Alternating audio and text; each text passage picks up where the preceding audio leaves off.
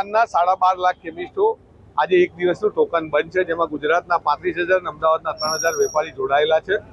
અમારી ઘણા વર્ષોથી એક ડિમાન્ડ હતી કે આ ગેરકાયદેસર જે ઓનલાઈન ચાલે છે એને બંધ થવું જોઈએ।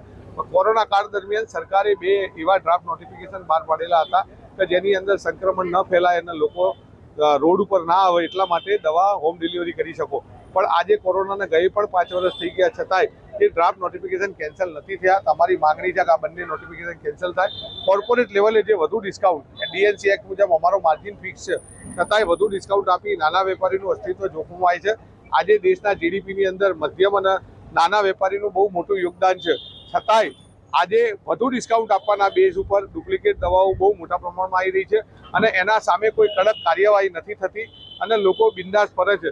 તો લોકોના સ્વાસ્થ્ય સાથે જે ચીડા થાય છે એ બી અમારી ડિમાન્ડ છે। સાથે સાથે અમે સમાજની અંદર થેલેસેમિયાના જે દર્દીઓ છે એના બ્લડનો જે પ્રોબ્લેમ થાય છે એના માટે અમે બ્લડ કેમ્પનું પણ આયોજન કરેલું છે। આ એક દિવસની બંધ અમે 1 મહિના પહેલેથી જણાયેલું હતું પ્રજાને પણ કે ભાઈ તમારી જે રેગ્યુલર દવા ચાલતી હોય 19 તારીખ પહેલાં ખરીદ લેવી, 20 તારીખ અમારું ઓલ ઇન્ડિયા બંધ છે અને બંધની અંદર અમે બને ત્યાં સુધી અમદાવાદ, બરોડા, સુરત અને રાજકોટની અંદર હોસ્પિટલના મેડિકલ સ્ટોર્સને ઇમરજન્સી માટે ખુલ્લી રખાયા છે।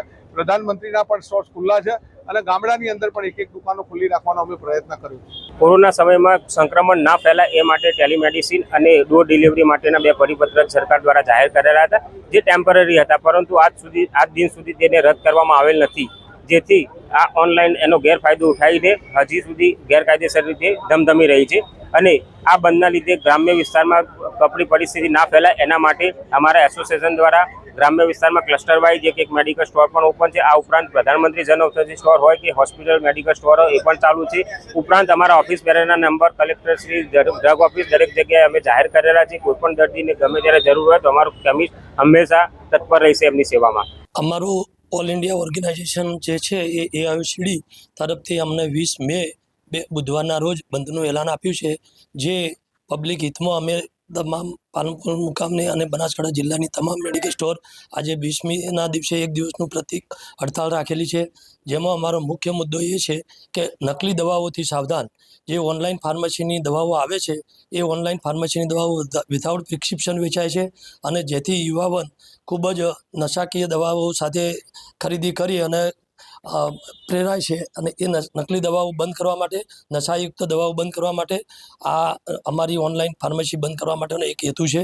બીજો હેતુ એ છે કે કોરોના કાળની અંદર 220E મુજબ 220 મુજબ જે કોરોના કાળની અંદર અમે હોમ ડિલિવરી માટે જે દવાઓ આપવાની હતી એવું સરકારનો એક પરિપત્ર હતો 220E, એ પરિપત્રને પરત કરવા માટેની અમારી એક માગણી હતી, એ વર્ષોથી પેન્ડિંગ છે અને એ પેન્ડિંગ કરેલી અરજી છે એ પરત ખેંચવા માટે પણ સરકારને રજૂઆત કરેલ છે।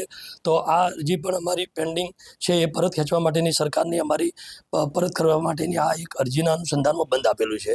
ત્રીજું એવું છે કે મોટા કોર્પોરેટ દવાઓના મેડિકલ સ્ટોર જે છે એ 15થી 85% સુધીનું ડિસ્કાઉન્ટ આપે છે, જે પબ્લિકને ખોટા માર્ગે દોરવાની કોશિશ કરી રહી છે અને એમોસ્પુરિયસ ડ્રગ ખોટી દવાઓ આવવાનો સંભાવના રહેલી છે।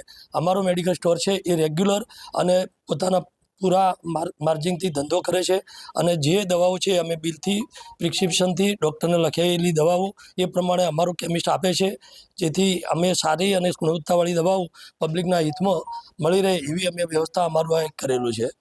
ત્રીજી, સ્પુરિયસ ડ્રગની સાથે સાથે જે કંઈ દવાઓ અમે આપીએ છીએ એ પબ્લિક હિતની અંદર સ્ટાન્ડર્ડ ક્વોલિટીની જ આપીએ છીએ અને અમારો મેડિકલ સ્ટોર જે ધરાવે છે એ પ્રિસ્ક્રિપ્શન વગર કોઈ પણ દવા આપતો નથી, એટલે યુવાધન કે રવાડે ચડે એવી પરિસ્થિતિ અમે પેદા કરતા નથી।